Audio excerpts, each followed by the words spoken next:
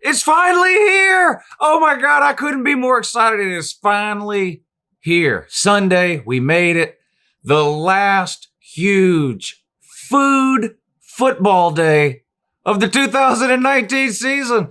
Let me know in the comments down below. What are you eating for the Super Bowl? You guys know how big of a deal game day food is to me. I talk about it every Saturday morning during the season. Let me know down below, what are you snacking on for today's big game, the Super Bowl? And of course, speaking of the Super Bowl, that is what we're going to talk about in today's video. I'm finally going to give you a winner here, who I think is going to win the game. I've done a couple of Super Bowl videos already. We did one where we talked about like all the weird prop bets that they have on the game. Will J-Lo and Shakira kiss? How long will the national anthem be? All that kind of stuff, right? We did that. We did a video about Mecole Hardman. Of course, I'm a Georgia fan. Mecole Hardman from the University of Georgia, rookie this year in the NFL with the Kansas City Chiefs. Did a video about him. Never really talked about who we thought was going to win the game, though, today. That's what we're going to do here in today's video, and we're going to do it right now.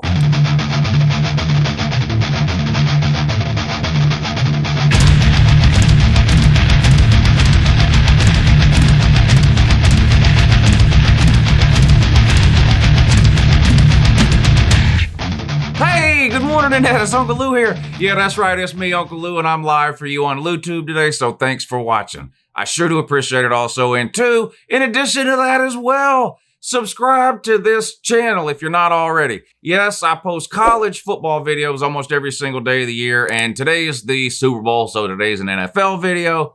But let's be real, if you're any type of football fan at all, you're watching the Super Bowl today. Even if you're one of those social media warriors who pretends to hate the NFL from the whole Colin Kaepernick thing from 3 or 4 years ago, I'm never watching the NFL again, and you're typing about it nonstop on social media. Yes, you're watching the Super Bowl today. We know you are. And we're going to talk about that in today's video. Like I mentioned, I am going to give you a winner and a loser finally on today's Super Bowl. Now, I don't have an NFL team. I'm a college guy. Georgia is my favorite team in college, but I watch the NFL. But I tend to follow players more than I do teams. So I don't really have a rooting interest in today's game. I don't really care if the Chiefs or the 49ers win, right?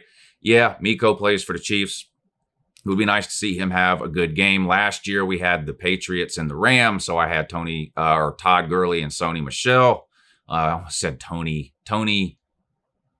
McGurley. Anyway, you understand. It doesn't matter. Move on. Okay. All right, moving on. What were we talking about? Oh, yeah, Super Bowl in that. So I don't really care who wins the game. I'm watching this game the same way I watch any football game that doesn't involve my Georgia Bulldogs, and that is I'm just hoping for a good game. I hope it's a close game. Sometimes in the Super Bowl we get lucky, and it is. Sometimes we get unlucky, and it's a rather boring game. What do we get today? Well, I don't know, but according to Vegas, over on betnow.eu, the Kansas City Chiefs are a 1-point favorite in this game. So at least according to the bookmakers and the betting public putting money on this game, they're expecting a close game. There's a link down in the description of this video that'll take you over to betnow.eu, and you can take a look at all the numbers, the odds, the point spreads, the over-unders, all that kind of stuff is there. The prop bets are there. Click that link. It'll take you over there. If you get signed up and decide to bet some money on today's game, which why wouldn't you? Literally everybody bets on the Super Bowl. Make sure you use the promo code Uncle Lou when you get signed up over there, and they'll give you some free money when you make your deposit. Good luck with that. But let's get on to the Super Bowl here. Of course, 49ers versus Chiefs. 49ers are the NFC champions, right? Went 13-3 in the regular season, sort of cruised through the playoffs. Chiefs, AFC champion, 12-4. The 49ers are the #1 rushing team in the NFC. The Chiefs are the #1 passing team in the AFC. And when you think about the Chiefs and the 49ers from a casual fan's perspective, and that's what I am, I'm a casual fan of the NFL, that makes sense to me. When I think about the 49ers, I think about defense and running game. When I think about the Chiefs, I think about 4 and 5 wide receivers, speedsters everywhere, spreading it out, right? Patrick Mahomes slinging it around. So those numbers sort of make sense to me. Now, a little bit later in the video, I'm going to tell you why those numbers don't really tell the whole story. And if you're a more serious NFL fan, then you probably know that those numbers don't tell the whole story. Two amazing tight ends in this game, too, which is a little bit unusual to see in sort of modern-day football of the 4-5 wide receivers. I mean, a lot of teams line up a lot of times without even having a tight end on the field. But we've got two of the best in the business in today's game, the Chiefs and Travis Kelce, and the 49ers and George Kittle. Each had over 1,000 yards receiving this year, and that is really remarkable for the tight end position at any time throughout NFL history. Really, if you're a tight end, you have a 1,000-yard season, that's amazing. For both of these teams to have a 1,000-yard tight end is really something. George Kittle and Travis Kelce, two of the best tight ends in the NFL today, without question, right? Right. Of course, we'll see. Will either of those guys be the difference maker in this game? It's possible, and I'm going to talk about some players that I think can actually be a difference maker here a little bit in this video. But let's talk a little bit more about the game and some of the numbers involved. FBI. I know some of you hate the FBI. It's a metric that ESPN uses. It's basically a computer simulation that's run thousands of times, and they use that simulation to give us percentages on different things like who will win the game. Well, according to the FBI, the Chiefs have a 64% chance to win, and in the thousands of simulations that they ran, the Chiefs won by an average of 5 points per game. So how accurate will that be? I don't know. We'll see. That same FPI index gave the San Francisco 49ers a 2.8% chance to make the Super Bowl this preseason. So San Francisco, of course, did sort of come out of nowhere. They've had a couple of bad years in a row. Not the case this year, of course, led by Kyle Shanahan. So you got Kyle Shanahan versus Andy Reid. Andy Reid, clearly the more experienced head coach, right? He spent a lot of time at Philadelphia before moving over to Kansas City. But he sort of has always had a rap of being able to put really good teams on the field, but not really being able to win the big ones when it matters. And that goes back to his days at Philadelphia and has carried over to his time with the Chiefs. Kyle Shanahan, on the other hand, of course, came over from the Atlanta Falcons, where he was offensive coordinator, and led the Falcons to probably their best offensive season in team history, and probably their best season overall in team history, making it to the Super Bowl 4 or 5 years ago. I think it was 4 seasons ago, 4 Super Bowls ago. Had the 28-3 lead over the Patriots, right? And the Patriots come back and win the game. Very next day, Kyle Shanahan takes the job as head coach at San Francisco 49ers. Had a few bad years, but now here he is back in the Super Bowl as head coach this time. Now, I was on record at the time saying I thought the Falcons should have done whatever they needed to do to keep Shanahan. That was the best that Matt Ryan and company have looked offensively ever in their time at the Falcons, and they let him walk out the door. I get it that he wanted to be a head coach. I think Falcons should have made him head coach and either gave Dan Quinn his walking papers or made him defensive coordinator, and that has sort of bared itself out over the last couple of years. The Falcons have been unable to get back to where they were both offensively and as a team since Shanahan dipped out for the San Francisco 49ers. But, hindsight is 2020. There's nothing you can do about that now. So you have sort of the young head coach, been a head coach for 3 or 4 years, Kyle Shanahan, versus Andy Reid, a guy who's sort of a veteran, an old-timer amongst NFL coaches these days, been around for what seems like forever. Who will get the better of that matchup? We'll see. We're going to find out this evening. The game comes on, I think, 6:30. The pregame probably came on at 9 o'clock this morning. You know how this goes with the NFL. The damn pregame thing is like 8-9 hours long. It's absolutely ridiculous. I want to talk a little bit about what I said in the beginning about the San Francisco 49ers having the number 1 rush offense in the NFC. Yes, that's true. Chiefs number 1 pass offense. Yes, that's true. And again, and I'll probably say this 4 or 5 more times in the video, I'm a casual NFL fan. But this is the Super Bowl. The majority of people watching this game are casual NFL fans, right? Almost everybody on the planet watches the Super Bowl. So, yeah, the hardcore NFL fans, the guys who have a team that they follow in the NFL, they follow the NFL religiously from the start of the season to the end, you're going to know some of this stuff I'm about to mention. But trust me when I tell you, most casual fans don't know this about the San Francisco 49ers. We talked about them having the number 1 rush team, and yes, that's true. If you ask people like me, they're going to tell you the 49ers is a running team that plays great defense. And they do. They led the league in rushing. They have a great defense. When you look at what San Francisco has done in the playoffs over the last couple of weeks, Jimmy Garoppolo, of course, the Niners won the NFC Championship game with Garoppolo going 6 of 8. I don't know how far you'd have to go back, but it would be a long way, I'm pretty sure. So maybe somebody can let us know in the comments.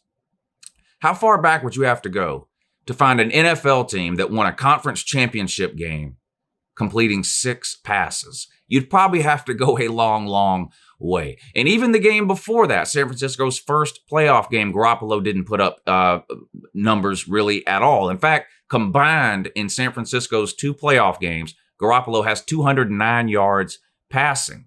So again, the casual fan, like me, fans who pay attention more during the postseason than they do during the regular season. Maybe you're more of a college football fan like I am, so you tune in when college football ends, that kind of thing.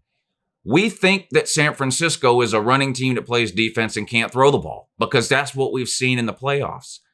We know Pat Mahomes. We hear his name all the time. One of the young elite playmaking QBs in the NFL, one of the hottest young superstars in the league, that kind of thing. Athletic, mobile, can move around, cannon for an arm, can make all the throws, exciting player.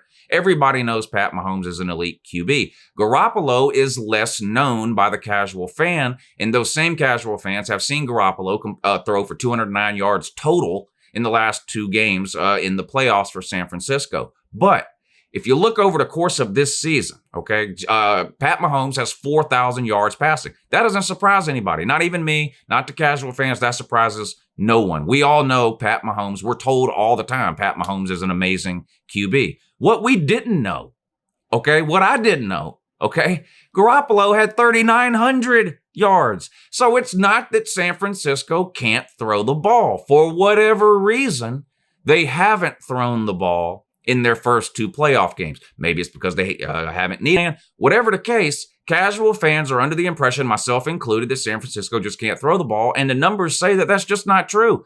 Pat Mahomes you can't tell us, I can't tell you, nobody can tell anybody, that Pat Mahomes is one of the best quarterbacks in the NFL and has 4,000 yards, but then turn around and tell me that Garoppolo can't throw the ball and had 3,900. So clearly, San Francisco can throw the ball when they need to, and we already talked about George Kittle having a 1,000-yard season, and he's a touchdown machine. Both of these tight ends are just touchdown machines. So clearly, San Francisco can throw the ball when they need to. That came as a surprise to me when I started looking into this game, and I wrote the numbers down, but Garoppolo, 3,978 yards. Pat Mahomes, 4,000 yards. So not a big difference there. Now, if you look over the playoffs, huge difference there. And that's where I think this idea comes from, that San Francisco can't throw the ball. They can when they need to, and they've proven that with the 3,900 yards. But if you look over the course of the 2 playoff games, the Chiefs, 70% of the Chiefs' offense has come through the air, passing the ball. 70% of San Francisco's offense has come on the ground. So leading up to this game, it is true San Francisco has been almost a run-only team, but definitely a run-first team. And the Chiefs have been a pass-first team, and they've got the playmakers to do it. You know their names: Mecole Hardman, Tyreek Hill, Travis Kelce. The list just goes on and on with playmakers for the Chiefs. But San Francisco, of course, has plenty of playmakers of their own, led by running back Raheem Mostert, who's had a monster postseason, and maybe he's the difference maker in today's game. We talked a little bit about the 2 tight ends. Can one of them be a difference maker? Clearly, they have the opportunity to be difference makers, both of these tight ends. They're probably the 2 best tight ends in the league. If they're not, they're 2 of the best 5 for sure. Like I said, both had over 1,000 yards. Both are touchdown machines. Both are going to look to have big games here. George Kittle for San Francisco. Let's talk about the Chiefs and what they will do to try to limit him or take him out of the game. Tyrann Mathieu, whatever the hell his name is. The honey badger in that? Yeah, that's right. You know the honey badger? He don't care.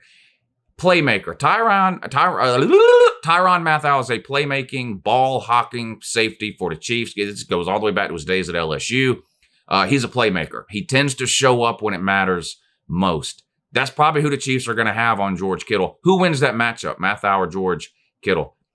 I'm leaning Mathieu's direction. I'm going to be honest with you. I think Tyrann Mathieu is going to get the better of George Kittle in this game. I don't think that means George Kittle will be completely taken out of this game, but I think when this game is over and you look back on it, you'll say Tyrann Mathieu did a pretty good job on George Kittle. So maybe Tyrann Mathieu is the guy you're watching as the difference maker in this game. If they can sort of take George Kittle out of the game a little bit, slow him down, limit what he does, you got to think that increases the Chiefs' chances of winning this game. What if Tyrann Mathieu has more interceptions than George Kittle has touchdowns?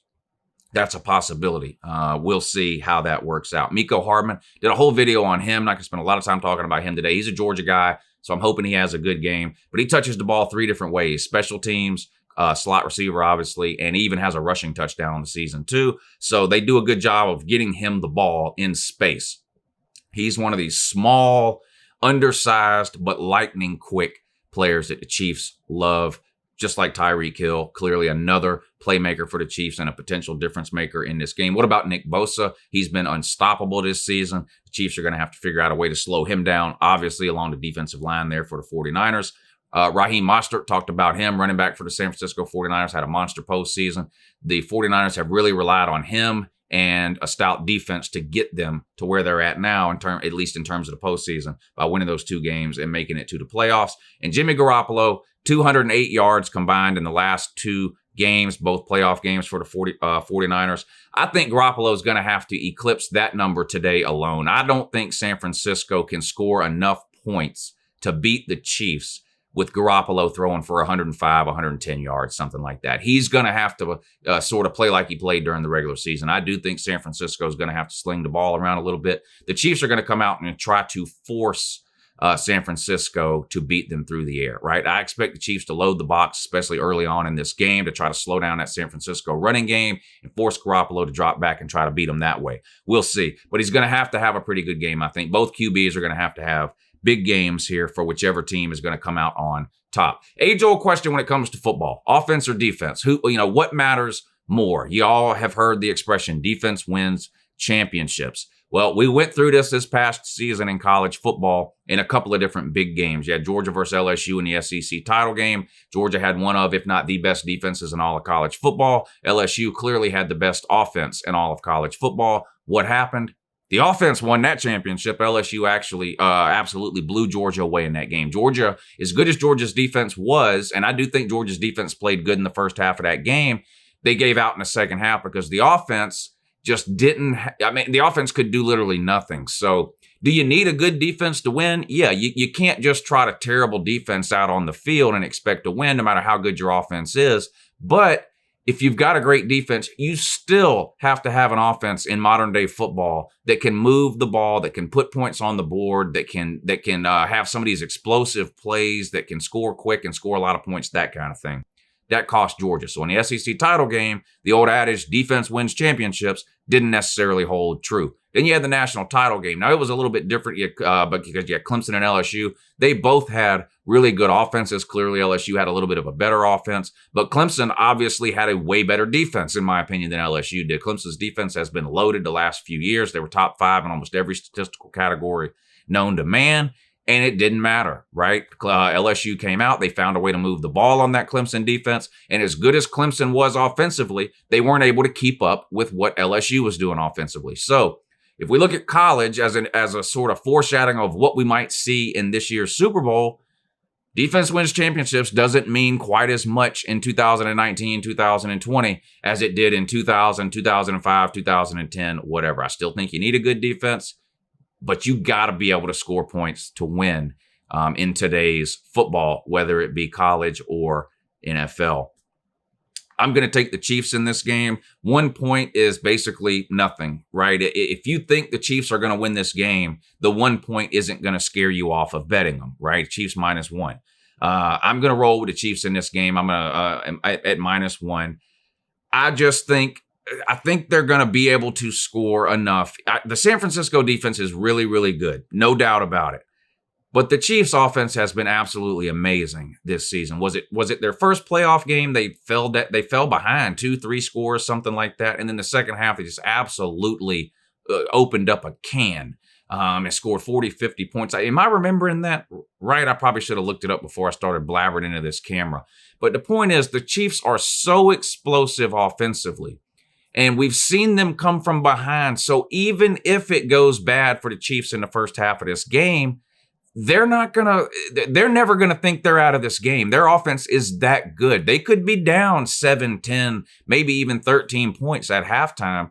And if you're watching the game, you still have to be thinking to yourself, okay, I still think that the Chiefs have a chance here. Their offense is that good. And their defense is not terrible. You know, people talk about the Chiefs and they talk about their offense. They talk about San Francisco and they talk about their defense. But San Francisco's got a capable offense and the Chiefs have a capable defense. I think the Chiefs are going to win this one. I wouldn't be surprised if they ended up winning by a couple of scores. I hope it's not a blowout. Like I said, I look forward to just having a good game when I watch these games. So I hope it's not a blowout. I just have a feeling the Chiefs are going to make too many explosive plays, big plays. I wouldn't be surprised to see the Chiefs make some big plays in the special teams. Their playmakers, Tyreek Hill, Miko Hardman, Travis Kelce, they're loaded at wide receiver. Patrick Mahomes can take off and run anytime he wants to. I just think there's too many different options available to the Chiefs on offense for San Francisco to be able to take them all away. I know San Francisco has a great defense, and I love watching good defensive football. You know, I'm not one of these people that thinks defensive football is boring or anything like that. So I love watching defensive football. I just think the Chiefs are going to be too much in this one. That's why I'm taking Kansas City. Give me the Chiefs, lay the point. There you have it. The official Uncle Lou prediction for Super Bowl 54, San Francisco 49ers versus Kansas City Chiefs. Now, depending on your point of view, you may want to say, oh, he's taking the Chiefs -1. I'm putting all my money on the 49ers. This guy never gets a game right. Yeah, I pick like 50 games a week during the college football season, right? As soon as I get one of them wrong, here they come to the comment section. Oh, you got wrong again. Yeah, pick 50 games, got a game wrong. Whee! I should delete my YouTube channel.